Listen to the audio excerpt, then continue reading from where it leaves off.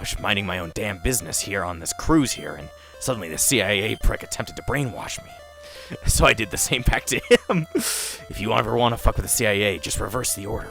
This was requested, me talking about this was requested by somebody.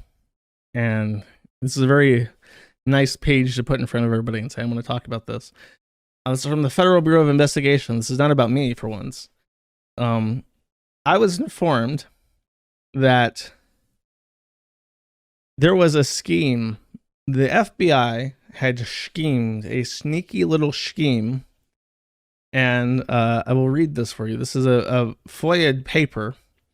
I'll read the contents of this. This person interviewed in Maine was advised that he was talking to police. He was questioned about the unknown telephone number on his Facebook account that is a part of his security. So he used an alternate phone number on his Facebook account. Investigators were unable to access the account because the security pin is sent to a different number. And advised that is his old number. He never updated his account. So they tried to log into his Facebook account or subpoenaed it, saw that he had a different phone number that wasn't his phone number, and asked about that. And he just said that he hadn't changed it yet.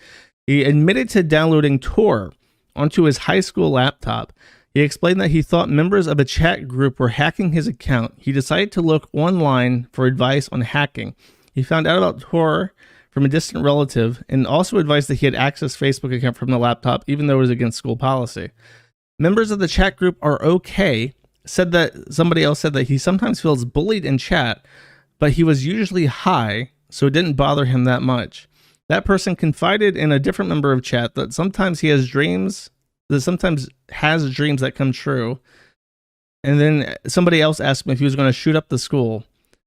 And so he replied saying no one has ever told him to go get a gun. No one ever told him to shoot up the school, that there is no one else in this chat that knows that he's expressed interest in doing that either. For whatever reason, someone else feels the group was pressuring him. And then this bit, right down here, is the interesting bit. So they interviewed him solely because he downloaded Tor onto his computer and I guess logged into Facebook from his school laptop. So I guess his school laptop is spying on him and knows that he's accessing Tor. But this down here says he signed an NICS self-submission form and has been invited to the NICS and is also attached to this communication. It wasn't directly attached, but that means that the FBI gave him a form, from what I've been told. And this was part of a trend. But this NICS form is the background check that the FBI has in regards to purchasing firearms. Regardless of what state you're in the US, if you want to purchase a firearm, you have to pass an NICS background check with the FBI. He signed a form at their request without any force behind it because they were scaring the fuck out of this kid, permanently suspending him from ever owning a firearm. He agreed to sign away his Second Amendment rights because the FBI asked him to. That's what the self-submission form is. He's declaring himself in active danger and should not be allowed to purchase a firearm.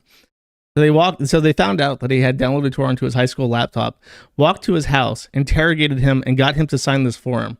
When people found out about this, that this form was a thing, they started subpoenaing the all records of them doing this.